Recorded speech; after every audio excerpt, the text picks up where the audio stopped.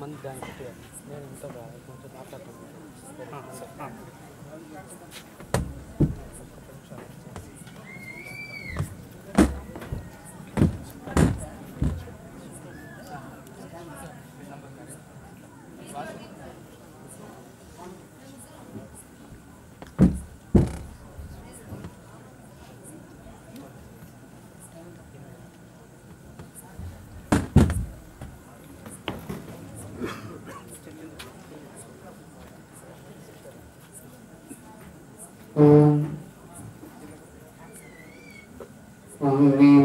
प्रतिष्ठिता मनोमेवाचि प्रतिष्ठितं आविरावीर्मयेदि वेदस्य मानीस्तः श्रुतं मे मा प्रहासीः अनेनादीतेन अहोरात्रान् सन्तधामि सत्यं वदिष्यामि व्रतं वदिष्यामि तन्मामवतु तत्भक्तारमवतु। ओम शांति शांति शांति। ब्रह्मानंदं परमसुखदं केवलं ज्ञानमूर्तिं द्वन्द्वातीतं त्रिगुणरहितं तत्त्वमस्यादिलक्ष्यम् एकं नित्यं विमलमचलं सर्वदी साक्ष्यभूतं भावातीतं त्रिगुणरहितं सद्गुरुं तं नमामि। ओम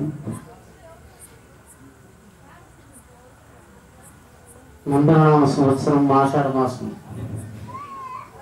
వ్యాసకోదం. వాస్తవంగా చాలాసార్లు అనుకున్నాం ద్వాపరే ద్వాపరే వ్యాస అంటే విష్ణువే ప్రతి 28 యుగాలకు ఒక పర్యాయము వ్యాస పదవిని అలంకరిస్తారని భాగవతంలో చెప్తున్నారు. ఎందుకంటే ఈ యొక్క దినాన్ని పురస్కరించుకుని మనం ఒక ఉత్సవాన్ని జరుపుకుంటున్నామంటే ముందర ఆ యొక్క దినానికి కారకుడైనటువంటి మూల పురుషుణ్ణి స్మరించి కొంత శాస్త్ర విచారణ కొనుక్కుంటే బాగుంటుందని వ్యాసుడు లోకంలో ఇంతస్తతంగా పడిపోయినటువంటి జ్ఞానాన్ని ఒక చోట రాశిగా చేర్చి వాటిని ఏ క్రమంలో అధ్యయనం చేస్తే జీవులందరూ భూత భవిష్యత్ వర్తమాన కాలాల్లో పూర్తి జ్ఞానాన్ని పొందినంత తృప్తిని పొందడానికి అవకాశం ఉందో ఆ రకంగా వాటిని అమర్చడానికి ప్రయత్నం చేశారు. ఆ విధంగా చేసినప్పుడు వేదాలను ఉపనిషత్తులను పురాణాలను ఇతిహాసాదులను వీటన్నింటినీ విభజిస్తూ జ్ఞానాన్ని రాసులుగా పోశారు. వాటిని అధ్యయనం చేయవలసినటువంటి క్రమాన్ని బ్రహ్మసూత్రం అని ఒకటి చెప్పి ఆ 555 సూత్రాల్లో ఆ యొక్క వేద అధ్యయన క్రమాన్ని ఆయన మనందరికీ ఉద్బోధించారు. సరే, ఎవరు అడిగారు మిమ్మల్ని పూజ చేయటం ఎట్లా అని అడిగితే వేద పురుషులను శాస్త్రజ్ఞాన ఇతిహాసాలను అధ్యయనం చేసిన వాళ్ళందరూ వ్యాసరూపమని వ్యాసుడు ఎక్కడో ఒక చోట పురాణంలో రాసినట్టు ఎవరో ఒక మహాపండితుడు ఒక చోట పుస్తకంలో రాసినారు.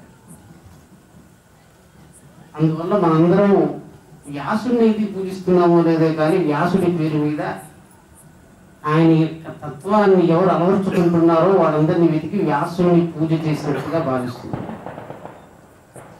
మామూలుగా మూలాధారంలో గణపతి ఉంటాడని శాస్త్రం. అందరూ మూలాధారానికి వెళ్ళి పూజ చేయలేదు. అటువంటిప్పుడు గణపతిని ఒక పసుపు ముద్దతో చేసుకుని ఆ పసుపు ముద్దతో పూజ చేసి గణపతిని పూజ చేసామని మనందరం సంతోషపడుతున్నాం. భగవద్గీతలో క్లేశోధికతరస్తేషాం అవ్యక్తాసక్తచేతసాం అవ్యక్తాహిగతి దుఃఖం దేహవద్భిరవాప్యతే.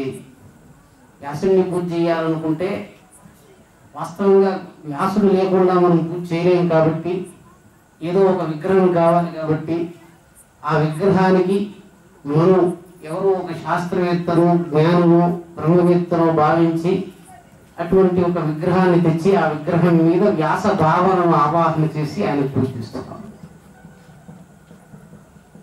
ఇంకేమి ప్రత్యేకమైన విశేషం ఆ పూజలు అందుకున్న వాడికి అయితే ఏమి లేదండి. వ్యాసుడే ఆ కర్తృత్వాన్ని వహించి పసుపు ముద్ద మీదో రాయి మీదో దేని మీదో చేసినట్లుగా ఒక కర్తృత్వాన్ని ఒక వ్యక్తి మీద ఆవాహన చేసి మనం పూజిస్తున్నాం, ఆయన స్మరిస్తున్నాం. ఆయన స్మరిస్తే ఏమొస్తుంది అంటే వ్యాసుడు చేసినటువంటి భారతంలో ఉన్నటువంటి భగవద్గీతలో మనందరికీ నిత్య జీవితంలో వస్తున్నటువంటి సందేహాలు, వాటి వల్ల అంటే పుట్టడంలోనూ జీవనంలోనూ మరణంలోనూ మనకు ఒక కష్టము సుఖము చూస్తూ ఉంటుంది. అంటే ప్రతి పర్యాయము ఏం చేయాలి అని కర్తవ్యత మూఢత్వం ఉంటుంది మనందరికీ. వ్యాసుడు ఏం చేశాడంటే గురు శిష్యులు సంవాద రూపంలో ఒక చోట సాక్షాత్తు వ్యాసుడే చెప్తున్నట్లుగా చెప్పిన విధంగా ఉన్నటువంటి తత్వాన్ని మనం భగవద్గీతలో, భాగవతంలో, ఉపనిషత్తుల్లో అన్నింటిలో చూడవచ్చు. ఇక్కడ అంటే మనకు అర్జునుడు 4వ అధ్యాయంలో ఒక సందర్భాన్ని మీకు ప్రస్తావిస్తానండి. ఈరోజు 4వ అధ్యాయంలో అర్జునుడికి కృష్ణుడు చెప్తున్నాడు, కిం కర్మ కిం అకర్మేతి కవయోప్యత్ర మోహితాః తత్తే త్వం ప్రవక్ష్యామి యజ్ఞాత్వా మోక్షసి అశుభాత్. కిం కర్మ అంటే మనందరికీ ప్రతి క్షణం ఏం సందేహం వస్తుంటుందంటే ఏం చేయాలి ఏం చేయకూడదు. దానికి అన్నాడంటే కిం కర్మ కిం అకర్మేతి కవయోప్యత్ర మోహితాః తత్తే త్వం ప్రవక్ష్యామి యజ్ఞాత్వా మోక్షసి అశుభాత్. నేను నీకు కర్మ యొక్క స్వరూపాన్ని గురించి బోధిస్తున్నాను. ఏది చెయ్యాలి ఏది చేయకూడదు అనేటువంటి విషయము నువ్వు తెలుసుకోవటం చేత నిస్సంకోచంగా నీ యొక్క కర్మలను నెరవేర్చుకుంటూ నువ్వు పురోగమిస్తావో దాన్ని చెప్తున్నాను. ఈ రకంగా చెప్తూ కర్మ అంటే చేయవలసింది, అకర్మ అంటే చేయకూడనిది, వికర్మ అంటే దేని గురించి వేదంలో ఈ కర్మ చేయొచ్చునో చేయకూడదనో ఏదో ఒక లక్ష్యంతో ప్రతిపాదించింది. అంటే మనం కర్మలు చేయటం అంటే మనందరికీ వాస్తవంగా తెలుసు. మనకు కర్మేంద్రియాలు 5: వాక్కు, పాణి, పాద, గుద, ఆనందస్థానం. ఈ కర్మేంద్రియాలను మనం వాడి మనం కర్మ చేయవలసి వస్తే ఎటువంటి కర్మలు చేయొచ్చు ఎటువంటి కర్మలు చేయకూడదు, ఈ కర్మ వల్ల మనకు వస్తున్నటువంటి ఈరోజు ఒక కర్మ నేను చేస్తూ ఉంటే ఈ కర్మ వల్ల భవిష్యత్తులో నాకు ఒక కష్టం వస్తుంది. మామూలుగా సంసారులందరూ మహాపురుషుల దగ్గరికి వెళ్ళి ప్రశ్నిస్తుంటారండి. ఏమనంటే సందేహం కలిగిన ప్రతిసారి ఇది చేయొచ్చునా ఇది చేయకూడదా, ఇది చేయొచ్చునా ఇది చేయకూడదా. మహాపురుషులు దేన్ని ఆశ్రయించి ఇది చేయొచ్చు చేయకూడదని చెప్తారండి. మామూలుగా ఆచార్య పురుషులు మనకి ఎందుకు కావాలి? ఒక కర్మను చేయవలసి వచ్చినప్పుడు ఈ కర్మ చేయటం వల్ల భవిష్యత్తులో మనకి ఏమైనా కష్టం వస్తుందేమో అనేటువంటి భావన ఉంటుంది. అంటే కర్మ చేయటంలో కష్టం ఉందా లేకపోతే కర్మ ఫలాన్ని మనం భవిష్యత్తులో అనుభవించేటప్పుడు మనం కష్టాన్ని అనుభవిస్తామా అని తెలియకపోవటం చేత కర్మను ఆరంభించేటప్పుడు మహాపురుషుల యొక్క వాళ్ళ దగ్గర వెళ్ళి నివేదన చేసి వాళ్ళ అనుమతి తీసుకుని చేస్తున్నారు. ఇక్కడ కృష్ణుడు ఇదే 4వ అధ్యాయంలో యస్య సర్వే సమారంభాః కామసంకల్పవర్జితాః జ్ఞానాగ్నిదగ్ధ కర్మాణం తమాహు పండితం బుధాః. అంటే వాస్తవంగా మనకు 3 కష్టాలు ఉన్నాయండి. ఒక కర్మను మొదలు పెడితే ఆ కర్మ జన్మాంతరంలో నుంచి చేసినటువంటి కర్మ ఒకటి, ఈ జన్మలోనే ఆరంభించి ఈ జన్మలోనే ముగించేసేటువంటి కర్మ ఇంకొకటి, ఈ జన్మలో ఆరంభించి ముగించకుండా విడిచిపెట్టి మళ్ళీ ఇంకొక జన్మకు వెళ్ళే కర్మ ఒకటి. అంటే ఒక కర్మ మొదలు పెడితే మనకు వస్తున్న కష్టం ఏముంటుందంటే కర్మను మొదలు పెడితే ఈ జన్మలో నేను దీన్ని ముగిస్తానా, ముగించకపోతే ఆ కర్మ మనల్ని అట్లే పట్టుకొని మళ్ళీ ఇంకో జన్మకు వెళ్తుంది అంటున్నాడు. కొన్ని కర్మలు మనం మొదలు పెట్టినట్టు తెలియకుండానే మొదలు పెట్టేసి ఉంటామండి. అంటే మొదలు తెలియకుండా ఆ యొక్క కర్మలను మనం చేస్తుంటామండి. ఎప్పటి నుంచి తల్లిపాలు తాగుతున్నామో మనకు తెలియదు, తాగుతూ ఉన్నాం. ఎప్పటి నుంచి నడుస్తున్నామో తెలియదు, నడవటం మొదలు పెట్టాం.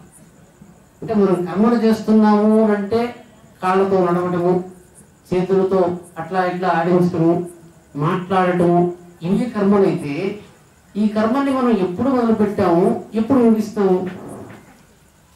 ఇక్కడ భగవద్గీతలో కృష్ణుడు అంటున్నాడండి, ఎవరు జపతపాదులు ఏం చేస్తున్నా మనకు కావలసింది ముక్తి కదండి.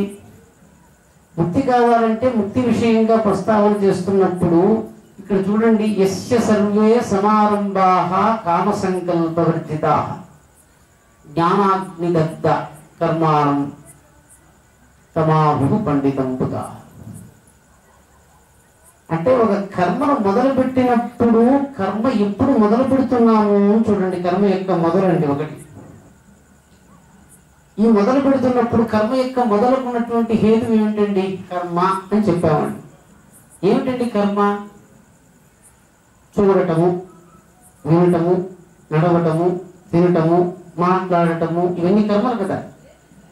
ఒక కర్మ మొదలు పెడితే ఈ కర్మ ఎప్పటి వరకు ప్రసరిస్తూ ఉంటుంది? ఇది ఒకటి. ఒక కర్మ నుంచి ఇంకొక కర్మకి నేను ఎప్పుడు వెళ్తాను? మాట్లాడుతున్నాను, ఇంకొక 10-15 నిమిషాల్లో నేనే అనుకున్నానండి ఒక అర్ధ గంటలో ముగించి వెళ్ళిపోతాను. అంటే మాట్లాడటం అనే కర్మని అర్ధ గంట చేసి ముగించి వెళ్ళిపోతున్నాను. అంటే ఏమిటి? ఒక కర్మను మొదలు పెడుతూనే ఎంతసేపు చేస్తాను, కర్మ ఎప్పుడు మొదలు పెడుతున్నాను, ఎప్పుడు ముగిస్తాను, ఇవి మూడు నాకు తెలియలేదనుకోండి, అదే కర్మ జరుగుతూ ఉంటుందండి. ఏదైనా ఒక కర్మను మొదలు పెడుతున్నప్పుడు ఆ కర్మ యొక్క సమాప్తి ఎప్పుడు ముగిస్తాము అని మనకు తెలియకపోతే ఆ కర్మ జన్మాంతరాలకి ప్రసరించిపోతూ ఉంటుంది. లోకంలో ఏ కర్మ కూడా తప్పు ఒప్పు అని చెప్పటం లేదండి శాస్త్రం. ఎందుకని? ఉన్న 14 అవయవాల్ని వాడే కదా మనం కర్మలు చేస్తూ ఉంటాం. భగవంతుడు ఇచ్చిన అవయవాలే కదా. చూడటం తప్ప, వినటం తప్ప, మాట్లాడటం తప్ప, నడవటం తప్ప ఏ కర్మ కూడా తప్పని ఎట్లా చెప్తామండి? ఇప్పుడు మీరు కర్మను ఎప్పుడు ముగిస్తాము అంటే ఇప్పుడు మాట్లాడుతున్నాడండి, ఎంతసేపు మాట్లాడతాడు వీడు అంటే మాట్లాడగలిగినంతసేపు, శక్తి ఉన్నంతసేపు. లేదండి సమయం విషయమంతా పూర్తిగా చెప్పేంత వరకు మాట్లాడతారు. అంటే మీరు చెప్పండి, కర్మను మొదలు పెడుతూనే మీరు కర్మను ఎప్పుడు ముగిస్తారో అని మీకు తెలియకపోతే మీరు ఇదే కర్మలో జన్మాంతరములందు ఉండిపోతారు. అది ఏ కర్మన్నా కావచ్చు. ఒక విషయం మీరు జాగ్రత్తగా గమనించాలి. కల్పాది మొదలుకొని ఇప్పటి వరకు భగవంతుడు కేవలము 14 వస్తువుల్ని మాత్రమే ఇచ్చి మన చేత మన జీవితంలో మనం అన్ని విషయాలను ఆడుకుంటున్నాడు. ఇవే కదా మన దగ్గర ఉన్నాయి. ఇవే కళ్ళు, ఇవే చెవులు, ఇవే ముక్కు, ఇవే ఇంద్రియాలు కదా. ఇక్కడ చెప్తున్నారండి, యస్య సర్వే సమారంభాః కామ సంకల్పవర్జితాః. అంటే ఎవరైతే కర్మలను కామము సంకల్పము లేకుండా మొదలు పెడతారో, అంటే ఎందుకు మొదలు పెడతారండి ఒక కర్మను? మీరు ఎందుకు మొదలు పెడతారండి? నడవటం మొదలు పెట్టారు, ఎందుకు మొదలు పెట్టారండి? తెలియదండి. ఏదో నడుస్తున్నాం కాబట్టి నడుస్తున్నాం. అంటే ఎవరికైతే తాము చేస్తున్నటువంటి కర్మ యొక్క మొదలుకి హేతువు తెలియలేదనుకోండి, అది ఇంతకు ముందే జన్మలో ఆరంభమైందని అర్థం అండి. గుర్తుపెట్టుకోండి. ఎందుకని? కర్మ యొక్క మొదలు మీకు తెలియలేదు కదా. ఎప్పటి నుంచి నడుస్తున్నాం తెలియలేదు, ఎప్పటి నుంచి మాట్లాడుతున్నాం ఇప్పుడు తెలుసు కదా. అంటే ఇక్కడ సమారంభ అని భగవద్గీతలో ఒక మాట వాడున్నారండి ఇదే శ్లోకంలో. సమారంభ అంటే మీరు కర్మను ఆరంభించిన క్షణమే, ఈ కర్మను నేను ఇప్పుడు మొదలు పెట్టానా లేకపోతే ఇంతకు పూర్వమే మొదలు పెట్టానా?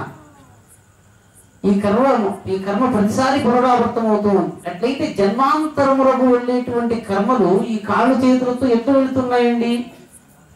మనం ఎవరైనా ఒక కష్టపడుతూ ఉంటే ఇది జన్మాంతరం అండి, ప్రారంభ కర్మ అండి అని చెప్తామండి. అంటే ఇక్కడ చెప్తున్నారండి, కామ సంకల్పములతో లేనటువంటి కర్మ మాత్రము జన్మాంతరముల యందు ప్రసరించదు. జ్ఞాపకం ఉంచుకోండి. అదండి, అంటే కాళ్ళకి చేతులకి వీటికి జన్మాంతరాల్లోకి వెళ్ళే శక్తి లేదండి. నడవటం ఆగిపోతుంది. ఒకడు కాశీకి వెళ్ళాలనుకుంటున్నాడు. వెళ్ళాలనుకుంటే ఉదయం బయలుదేరుతూ ఉంటే ఒక 10 మైళ్ళు నడిచాడు, అలసట వచ్చింది, పడుకున్నాడు. మనం ఏమనుకున్నామంటే కాళ్ళు వాడాడు, నడిచాడు, పడుకున్నాడు. ఇక్కడ మీరు గమనిస్తే మళ్ళీ మరుసటి రోజు లేచి మళ్ళీ నడిచిపోతున్నాడు. అంటే ఏమైంది? నడవటం అయితే మళ్ళీ ఈరోజు కొత్తగా మొదలుపెట్టినట్టుగా ఉంది. కానీ నడవటం దేనికి అనేటప్పటికీ నిన్ననే నేను కాశీకి వెళ్ళటానికి నడవటం మొదలుపెట్టాను, 10 మైళ్ళు నడిచాను, ఇంకా 1000 మైళ్ళు నడిస్తే నేను కాశీకి వెళ్తాను అంటే కామ సంకల్పములతో మొదలైనటువంటి కర్మ ధారాపాతంగా ఎన్ని సూర్యోదయాలు మారినా, అవయవం నుంచి అవయవానికి వెళుతూ ఉన్నా కూడా, వాడు కర్మ నుంచి కర్మకు మారినా కూడా అదే కర్మను ధారగా చేస్తూ ఉంటాడు. అంటే ఏమిటి కామ సంకల్పములు? ఏమిటి? కాశీకి వెళ్ళాలండి నేను, కాళ్ళు కదిలించటము, చేతులాడించటము, మాట్లాడటము అయితే ఇప్పుడు మాట్లాడుతూనే కర్మ అయిపోయింది. చూశారా? యస్య సర్వే సమారంభాః కామ సంకల్ప వర్జితాః. ఇక్కడ ఏమంటున్నాడంటే కర్మ ఆగిపోవాలి కదా. జ్ఞానాగ్నిదగ్ధ కర్మాణం అంటే కర్మల్ని ఎప్పుడు ఆపుతావు? జ్ఞానం చేత ఆపాలండి కర్మల్ని. జ్ఞానం చేత ఎట్లా ఆపాలి? నేను నడుస్తున్నాను, కాశీకి వెళ్ళే పర్యంతమే నడుస్తాను అనే విషయం వీడికి జ్ఞాపకం లేదనుకోండి, అలవాటు పడిపోయి ప్రతిరోజు పశువుల వల్లే నడుస్తూ ఉంటాడు. వాడు అంతే, ఎందుకు నడుస్తున్నావో తెలియదు. అంటే కామ సంకల్పముల చేత మీరు లేకుండా నడిస్తే అది ఎటువంటి కోరిక లేకుండా జరుగుతూ ఉంది, ఎప్పుడు ఆగిపోతుంది. కానీ కాశీకి వెళ్తున్నాము అని నడుస్తున్నారు అనుకోండి, ఈ రోజు నడిచారు, నిద్రించారు, మళ్ళీ లేచారు, మళ్ళీ నడుస్తున్నారు, మళ్ళీ నిద్రించారు, మళ్ళీ నడుస్తున్నారు. చూసారా? అంటే నడవటం అనేటువంటి కర్మ కామ సంకల్పముల యొక్క ధార చెడేంత వరకు జన్మాంతరములందు కూడా నడుస్తున్నట్లుగానే మిమ్మల్ని ప్రతిపాదిస్తూ ఉంటుంది. ఇక్కడ మనకు కావాలి, అందరూ ముక్తి ముక్తి ముక్తి అంటున్నారు. ఎందుకండి వీడు ప్రతిరోజు నడుస్తున్నాడు అంటే వాడు కాశీకి వెళ్ళారండి, అందువల్ల నడుస్తున్నాడు. జ్ఞానాగ్నిదగ్ధ కర్మాణం అంటాడు. అంటే కర్మలు జ్ఞానాగ్ని చేత దగ్ధం కావాలి. జ్ఞానాగ్ని చేత దగ్ధం కావాలంటే ఏం చేస్తారండి? కర్మలు నిలిచిపోవాలి కదా. అంటే ఒక కర్మ తర్వాత ఒక కర్మ, కర్మ తర్వాత కర్మ వస్తున్నది. అంటే చూడండి, మాట్లాడాడు, నడిచాడు, తిన్నాడు, విన్నాడు, కర్మలు వరుసగా పరంపరగా ఒకటైపోయి ఇంకొకటి, ఒకటైపోయి ఇంకొకటి వస్తూ ఉన్నది. ఈ పరంపరలో ప్రతి కర్మ వెంబడి జ్ఞానం వచ్చిందనుకోండి, దానికి జ్ఞానాగ్ని కర్మ అని పేరు. అంటే ఎట్లా ఉంటుంది అని నేను చెప్తాను. మామూలుగా మనం ఏం చేస్తామంటే, మన ఇంట్లో ఒక పిల్లవాడు ఉన్నాడండి, వాడు తిన్నాడు, పడుకున్నాడు, తర్వాత పరిగెత్తాడండి, పడుకున్నాడు, నడిచాడండి, పడుకున్నాడు, చదివాడండి, పడుకున్నాడండి. చూసారా? ఏ పని చేసినా కూడా తర్వాత వెంటనే నిద్రిస్తున్నాడు. ఎందుకండి ఎట్లా అంటే ప్రతి కర్మకు మధ్యలో అంతరంగా మనకు నిద్ర వస్తుంది. గమనించండి. అంటే ఇప్పుడు ఒకటి చెప్పాడండి, చూచాడు, విన్నాడు, మాట్లాడాడు, విన్నాడు, నడిచాడు, విన్నాడు. ఒక క్రియను తీసుకోండి, ప్రతి క్రియ తర్వాత పెట్టుకుంటుండండి, దాన్ని బట్టి మీకు మీరెవరో తెలుసుకుంటారు. జ్ఞానాగ్ని అంటే ఎట్లుంటుందంటే, విన్నాడు, తెలుసుకున్నాడు, చింతించాడు, తెలుసుకున్నాడు, నడిచాడు, తెలుసుకున్నాడు. ఏ కర్మ చేసినా కూడా తర్వాతి కర్మ తెలుసుకోవటం ఉంటుంది. తెలుసుకోవటం ఏమిటి నేను మళ్ళీ మీకు చెప్తానండి సందర్భం వచ్చినప్పుడు. వాస్తవంగా మనకు రెండు ఉన్నాయి. ప్రతి కర్మ జ్ఞానం చేత ముగుస్తున్నది. చూడండి, వింటే తెలుసుకోవటం. ఒకడేం చేశాడు? విన్నాడు, చేశాడు, తిన్నాడు, చేశాడు, మాట్లాడాడు, చేశాడు. చూసారా? అంటే క్రియ తర్వాత చెయ్యటం చెయ్యటం చెయ్యటం అని వస్తూ ఉంటుంది. ఇది జ్ఞానం కాదు, ఇది కర్మ ప్రవృత్తిని పెంచేది. జ్ఞానం అయితే వినటం తెలుసుకోవటం, తినటం తెలుసుకోవటం, మాట్లాడటం తెలుసుకోవటం, అన్నీ తెలుసుకోవటమే. కానీ ఇక్కడ ఈ దృష్టాంతం అందరూ తప్పుగా అర్థం చేసుకోకుండా ఉంటే, శంకర భగవత్పాదులు శంకర దిగ్విజయం అనేటువంటి ఆయన జీవిత చరిత్రాన్ని విద్యారణ్య స్వామి వారు రాశారు. దాంట్లో ఒక చోట విద్యారణ్య మన మండల మిశ్రుడు వాళ్ళందరూ వాగ్వాదం చేస్తున్నప్పుడు శంకర భగవత్పాదులు అమరకుడనేటువంటి ఒక చక్రవర్తి శరీరంలో పరకాయ ప్రవేశం చేసి కామశాస్త్రాన్ని తెలుసుకుని ఆ కామశాస్త్రాన్ని తర్వాత మండల మిశ్రుడి యొక్క భార్యతో వాదించి జయించినట్టు ఒక కథ ఉంది. ఇది మనం చూస్తున్నట్టే మండల మిశ్రుడికి అతి ప్రీతిపాత్రమైనటువంటి శిష్యుడు ఒకడు ఉన్నాడు, ఆయన పద్మపాదులు. ఆయన గురువు గారిని అడిగారు, గురువు గారు మీరు బ్రహ్మచారి కదా, ఎవరైనా మీరే కదా, ఆ శరీరంలో అయినా మీరే కదా, ఈ శరీరంలో అయినా మీరే కదా, మీ బ్రహ్మచర్యం చెడిపోలేదా, మీరు సన్యాసి కాదు కదా. శంకర భగవత్పాదులు ఉన్నారు, నాయన చాలా జన్మల్లో చాలా పర్యాయాలు నేను వివాహం చేసుకున్నాను. శరీరం మారుతున్న కొద్దీ నాకు బ్రహ్మచర్యం ప్రస్తావన వస్తుంది అంటే ఆ శరీరంలో కూడా నాకు వివాహం అయింది కదా. దీని పక్కన పెట్టాడు. తర్వాత ఆయన చెప్పాడు, ఎక్కడైతే ఇది కామమని ఎట్లా తెలుస్తుంది అంటే, నేను ఇంతకుముందు చెప్పాను చూసారు, అన్ని అవయవాలు కదండి. చూశాడు, తెలుసుకున్నాడండి, విన్నాడు, తెలుసుకున్నాడండి. శంకర భగవత్పాదులు కామంతో కూడా తెలుసుకున్నాడండి. అంటే కామించిన తర్వాత మళ్ళీ ఆయన సంసారి కాలేదండి. కామించిన తర్వాత కూడా ఆయన వాదమే చేశాడు. అక్కడే తగులుకుని పోలేదు కదా. అంటే ఏంటి? ప్రతి దాంట్లో జ్ఞానమే.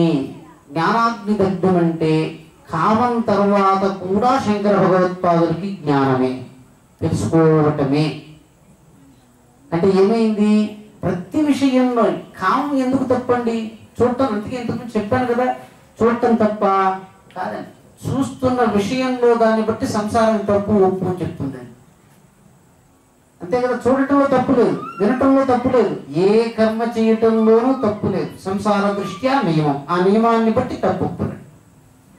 ఇక్కడ ఈ ఒక్క శ్లోకం యొక్క వివరణాన్ని మనం పట్టుకుంటే, మనం సన్యాసులు కావాలంటే ఇదే నియమం అండి. సన్యాసి అంటే కాదండి, జ్ఞానం సంపాదించాలంటే ప్రతిసారి కర్మను ఆచరించిన వెంటనే జ్ఞానంతో ముడిపెట్టుకోండి. జ్ఞానంతో ముడిపెట్టుకోవటం అంటే ఏమిటి? ప్రతి కర్మ తర్వాత తెలుసుకోవలసింది ఏముంది అంటే, కాంక్షంతి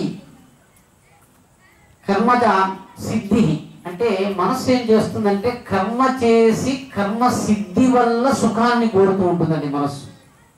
అంటే శరీరాలు పనిచేస్తూ ఉంటే శరీరంలో ఒక కర్మ తర్వాత ఇంకొక కర్మ జరిగితే నేను సిద్ధించాను మనస్సు అనుకుంటూ ఉంటుందండి. కాబట్టి మనం ఈ రకంగా కర్మ తర్వాత కర్మను ఖచ్చితంగా ఇప్పుడు మీరు కొంత యోచించారండి. ముక్తులు ఉన్నారు కదా, వాళ్ళందరూ ఈ ఉపకరణాలు ఎట్లా వాడారు? ప్రహ్లాదుడు, నారదుడు, పరాశరుడు, పుండరీకుడు, వీళ్ళందరూ భక్తులండి. ముక్తులైపోయినారు. ముక్తులైపోయిన తర్వాత వాళ్ళకి నైష్కర్మ్య సిద్ధి ఎట్లొచ్చింది అంటే ఏమిటి? వాళ్ళ అవయవాలను ఎట్లా వాడారు? చూడటానికి ఎట్లా వాడారు? వినటానికి ఎట్లా వాడారు? ఏ విధంగా వాడితే ఈ శరీరం నాశనం కాకుండా ప్రకృతిలో స్థిరంగా ఉంటుంది? ఎందుకంటే నైష్కర్మ్య సిద్ధి మనకు, మనం ధ్యానం చేస్తున్నాం, ఏం చెయ్యాలని? మన మనస్సులో పరమాత్ముడి యొక్క ఆనంద స్థానాన్ని మనం స్పర్శించాలండి. ఆ యొక్క శబ్దం చేత ఎక్కడో ఒక ఆనందం అని ఒక దేశం ఉంది.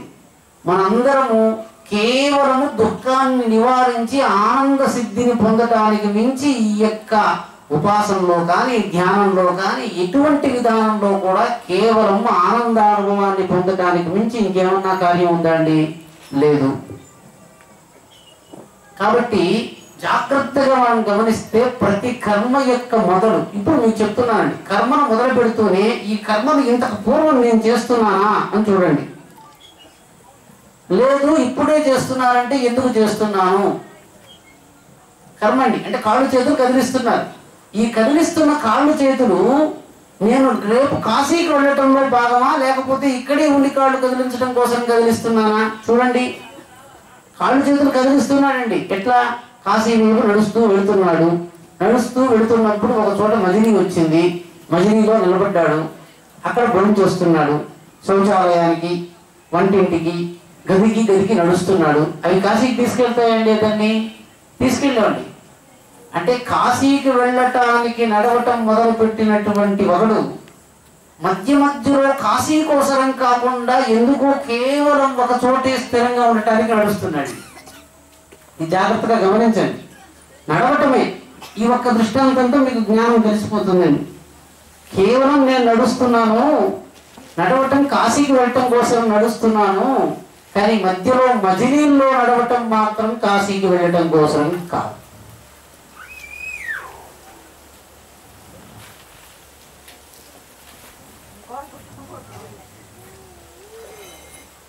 చూడండి ఇప్పుడు. కాబట్టి కాశీకి వెళ్ళటం కోసం నడుస్తున్నాం అనేది అర్థమైంది కదా. మీరు చేస్తున్న ప్రతి కర్మ కాశీ కోసం వెళ్ళమని కాదండి. మీరు ఇంట్లో నడవటానికి నేను ఏమీ లేదండి, నిన్న నడిచిన దానికి ఈ రోజు నడిచిన దానికి సంబంధం లే. నిన్న నడిచాను, ఈ రోజు నడిచాను, ఇది కాశీకి తీసుకువెళుతుంది అని ఒక నడకుందండి. అంటే జ్ఞానాత్మిక కర్మ ఎట్లుంటుందంటే ఒక కర్మ నుంచి ఇంకొక కర్మకు సంబంధం లేకుండా, కర్మ లంపటం లేకుండా మిమ్మల్ని ముగించేస్తుందండి. నిన్న చేసిన కర్మ ఈ రోజు కర్మ చేసేటట్టుగా నన్ను నిర్బంధిస్తుంది. కాశీకి వెళ్తున్నారు, మధ్యలో నిలిచిపోతే మీరు ఎక్కడికి కాకుండా అయిపోతారు కదా. అంటే మీరు ఒక కర్మని నమాం కర్మాణి నింపంతి నమే కర్మపడే స్పృహ. ఒకడు ఎట్ట నడుస్తున్నాడు తెలుసా? నాకు కాశీకి వెళ్ళవలసిన పని లేదు, కేవలం ఇక్కడ ఉండటం కోసమే నడుస్తున్నాను. నా యొక్క నిన్నటి నడకకి ఈ రోజు నడకకి ఎటువంటి సంబంధం లేదు, కేవలం నడుస్తున్నాను అనుకున్నటువంటి వాడు రెండు కర్మల మధ్య లంపటం లేకుండా, కర్మబంధనం లేకుండా సుఖంగా ఏ కర్మను అక్కడికి ముగించి ముక్తుడైపోతున్నాడు. లేకపోతే మీరు ఒక కర్మని ఇంకో కర్మకి ముడిపెట్టుకుంటూ వెళితే కాశీకి వెళ్ళాలి, మధ్యలో నడవాలి. ఈ విధంగా జన్మాంతరంలో ఉన్నటువంటి కర్మ ప్రారంభం అంటే నిన్న ప్రారంభించిన కర్మ ఈ రోజు ముగించాలి. ఈ రోజు మొదలు పెట్టేటువంటి కర్మ మళ్ళీ ఇంకొక జన్మకు వెళ్ళేట్టుగా ఉంటే ఆ వెళ్ళేటువంటి కర్మ నుంచి నేను మళ్ళీ ఎట్లా నన్ను ఆపుకోవాలో నేను తెలుసుకోవాలి. చూసారా? అంటే ఏ కర్మ అయితే ఈ యొక్క జన్మలోనే నన్ను ముగించి ఉద్ధరణ చేసి మళ్ళీ ఇంకొక పర్యాయం ఇదే కర్మను చేసేటట్టుగా ప్రేరేపించదో అటువంటి కర్మ పరంపరగా ఉన్నప్పటికీ కూడా మనకు బంధనం కలిగించవు. కాబట్టి అంటే మీరు ధ్యాసగా చేస్తున్నారు, జన్మాంతరముల యందు ప్రవర్తిస్తున్నట్లుగా మీకు ప్రేరేపించేటువంటి కర్మలను చేసేటప్పుడు ఆ సంకల్పాలకి శుభాశయాలని పేరు లేదు. కేవలం ఏ కర్మ అయితే మిమ్మల్ని ఈ జన్మలోనే కర్మలను ముగించుకునేటట్టు చేసి కర్మలంపటం లేకుండా జన్మ మృత్యు పరంపర నుంచి రక్షిస్తుందో అటువంటి కర్మకు మనకు కర్మబంధము లేనటువంటి జ్ఞానాగ్నిదగ్ధ కర్మ. అంటే ప్రతి కర్మ జ్ఞానంతో ముగుస్తుంది, కానీ ప్రతి కర్మ ఇంకొక కర్మతో ముగిస్తే అది కర్మలంపటాన్ని కలిగిస్తుంది. అంటే ప్రతి కర్మ తర్వాత జ్ఞానమే మీకు వ్యవహారము. జ్ఞానమే వ్యవహారం అంటే ఏమిటి? కేవలము బుద్ధి. కర్మ తర్వాత బుద్ధికి వెళ్ళిపోతూ ఉండండి. అప్పుడు ఏమైపోతుందంటే కర్మ ఆ యొక్క వ్యవహారం నుంచి వేరు చేస్తూ ఉంటుందండి. ఎప్పుడు కూడా కాళ్ళు చేతులు కదిలిస్తున్నారు, అన్నీ కదిలిస్తున్నారు. గీతాశాస్త్రంలో చెప్పినట్టే నహి కశ్చిత్ క్షణమపి జాతు తిష్టర కర్మకృత్ కార్యదేహి అవశః కర్మ సర్వ ప్రకృతి చేయకూడై. కర్మ చేస్తున్నవాడు ఎట్లుండాలంటే కర్తృత్వం లేకుండా కాళ్ళు చేతులు కదులుతున్నాయి అంతే, నేను కదల్చడం లేదు, అవే కదులుతున్నాయి, అవే జరిగిపోతున్నాయి అన్నట్లుగా కర్తృత్వాన్ని తాత్కాలికంగా వహించగలిగితే వాడు కర్మలంపటం నుంచి ముక్తుడయ్యి సుఖంగా ఉంటాడు. అది చెయ్యాలి, ఇది చెయ్యాలి అనేటువంటి లంపటం ఉన్నటువంటి వాడు సుఖంగా ఏ కర్మను కూడా చేయలేడు. కేవలం మీకు శాంతి కలిగించడానికి కర్మరూపమైనటువంటి ఒక వ్యవహారాన్ని మనం ప్రస్తావించుకున్నాం.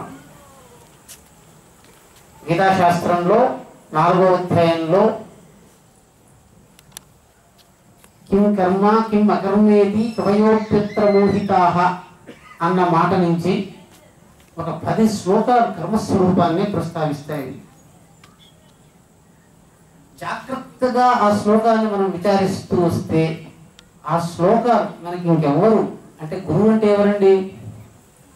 శాస్త్రంలో చెప్పినట్టుగా దత్తాత్రేయుడు కానివ్వండి, వీళ్ళందరూ పరంపరలు చెప్పేటప్పుడు ఆయన గురువు ఈయన గురువు ఏమీ లేదండి.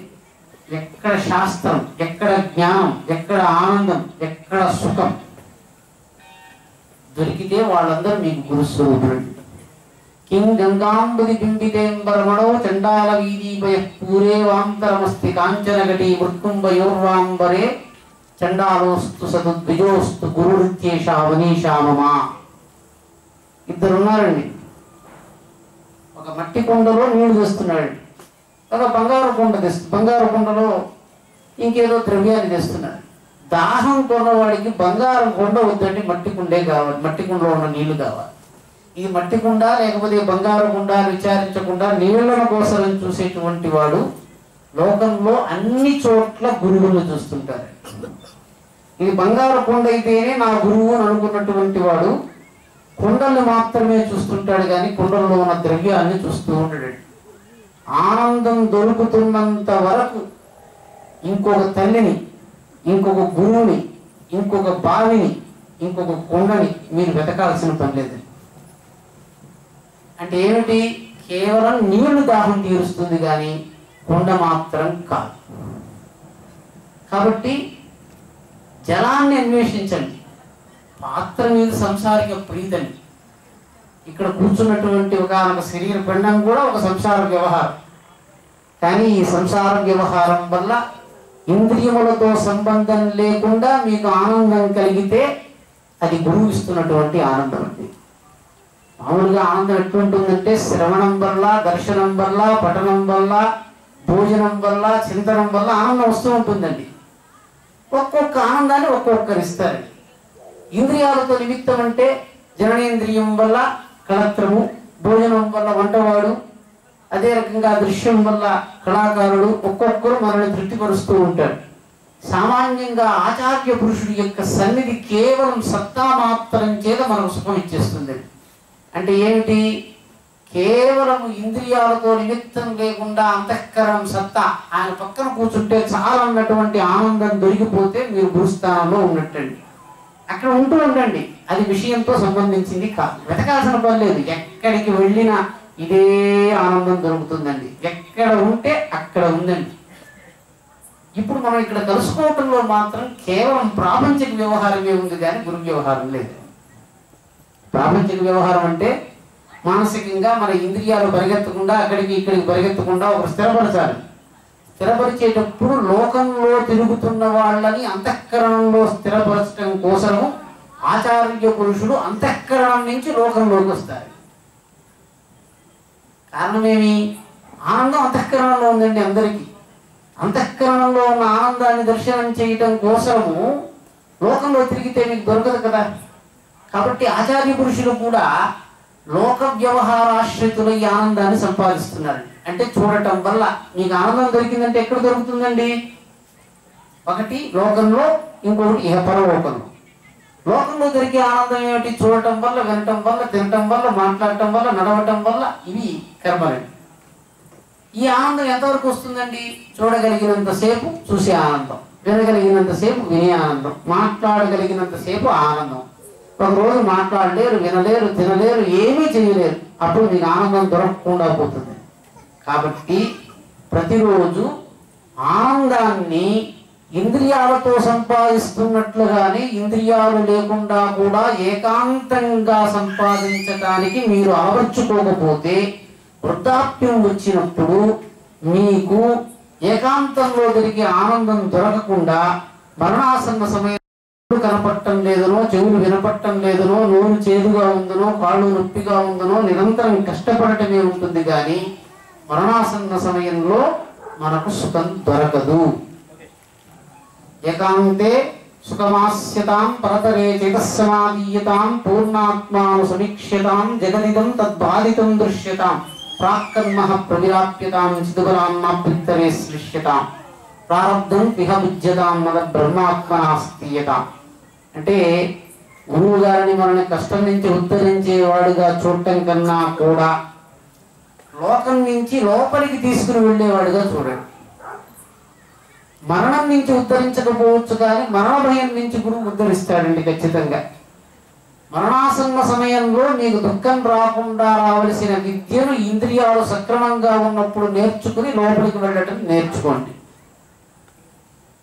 తర్వాత అండి ఖచ్చితంగా మనందరం ఒకరోజు ఇంద్రియాలను విడిచిపెట్టాలి కదా. గురువు గారు ఏం చేస్తారు అంటే జాతకం చెప్తారు, మనకు కష్టాలు లేకుండా చేస్తారు, మందులు ఇస్తారు. ఇది లోక విషయం. ఆయన కూడా మనవల్లే చేస్తారు. ఖచ్చితంగా మీ గురువు గారు ఏం చేస్తారంటే పుట్టుకలో భగవంతుడు చేసేసాడు, జీవనంలో మీరే చేస్తున్నారండి. వెళ్ళేటప్పుడు మీరు ఏకాంతంగా ఉన్నప్పుడు ప్రపంచంలో మీ పుత్రులు సంతానం ఎవ్వరూ మిమ్మల్ని పలకరించినప్పుడు మీరు ఒంటరిగా అంతఃకరణంలో ఉండి సుఖంగా ఉండటానికి కావలసిన విద్యను నేర్చుకోవటానికి మీకు ఆచార్య పురుషులు సహకరిస్తారు. అది చాలా ముఖ్యమైనది. ఎందుకంటే ప్రతి క్షణం మనకు కష్టంగా ఉంటుందండి. గాత్రం సంకుచితం గతిర్ విగళిత భ్రష్టాచ దంతావళి దృష్టిర్నశ్యతి వర్ధతే వదిలత వక్త్రం చ లాలాయతే వాక్యం నాద్రియతే బాంధవజనో భార్యాభిన శుశ్రూషతే ఆకష్టం పురుషస్య జీర్ణ వయసః పుత్రోప్యమిత్రాయతే. కళ్ళు, చెవులు, ముక్కు ఇవన్నీ పని చేయకపోతే మీ సంతానం కాదు, భార్య కాదు, ఎవ్వరూ మిమ్మల్ని పలకరించరు, బంధువులు పలకరించరు, ఒంటరైపోతారు. అందువల్ల మనకు కష్టం వస్తుంది అంటే మనం ముందరే ఆ కష్టాల నుంచి తప్పించుకోవడానికి ప్రయత్నం చేస్తాం కదా. అదే రకంగా భవిష్యత్తులో రాబోయే ఏకాంతం కోసరము ప్రతి క్షణము ఏకాంతంగా ఉండటము, ఒక రోజుకి 10 నిమిషాలు 15 నిమిషాలు ఏదో భగవంతుడికి సేవ చేస్తున్నామనే భ్రమతో ఉండద్దండి. ఆ విద్య మీకు రాకపోతే కాలాంతరంలో ప్రతి ఒక్కరు ఎవరికి వాడు కష్టపడతారు. ఇదండి ఆధ్యాత్మికం అంటే. ఆది భౌతికం అంటే లోకంలో ఉన్నటువంటి వాడిని చూసి ఆనందపడటం, ఎవరు చెప్పాల్సిన పని లేదు. మనం ఆధ్యాత్మికం అంటే లోపల ఉన్న వాడితో ఎట్లా ఆనందపడటం అని చెప్పేవాళ్ళు వాళ్ళు ఆధ్యాత్మికులు. అంటే కళ్ళు, చెవులు, ముక్కు లేకుండానే మిమ్మల్ని సంతోషంగా పెట్టడానికి కావలసిన విద్య మీరు నేర్చుకోవాలి. అదండి బ్రహ్మ విద్య. ఇది రాకపోతే ఆ సమయంలో నీకు తెలుస్తుంది. ఇప్పుడు కాదు. పిల్లలకి మనం చెప్తుంటామండి, చదువుకోరా కష్టపడతా ఉన్నట్లుగా. మనకు బాలస్తావత్ క్రీడాసక్తః తరుణస్తావత్ తరుణీసక్తః వృద్ధస్తావత్ చింతాసక్తః పరే బ్రహ్మణి కోపినసక్తః. లోపల ఉన్నటువంటి ఆనంద స్వరూపాన్ని తెలుసుకోలేకుండా చచ్చేటప్పుడు అయ్యో అయ్యో ప్రాణాన్ని వదిలిపెట్టకుండా గురువు గారు ఏదో మహిమ చేస్తారని కాకుండా శాస్త్ర చింతన చేసి అంతఃకరణంలోకి వెళ్ళడానికి ఉన్నటువంటి జ్ఞానాన్ని సంపాదించండి. ఎవరికి వాడు ఇది చేయవలసిందే, వేరే వాడు మిమ్మల్ని కాపాడండి. కఠోపనిషత్తులో చెప్తున్నట్టుగా ఉత్తిష్టత, జాగ్రత్త, ప్రాప్యవరాన్ని బోధత. ఎవరికి వాడు నేను ఎంతసేపు ఏకాంతంలో ఉండగలుగుతున్నాను ప్రతిసారి చూసుకుంటూ ఉండండి. ఇదండి ఈరోజు ఒకవేళ మీకు నేను నెత్తికి చేయవలసి వచ్చి ఇది ప్రధానమని చెప్పవలసి వస్తే ఈ వాక్యం అండి. మనం అనుష్ఠించి శాంతిగా ఉండవలసింది.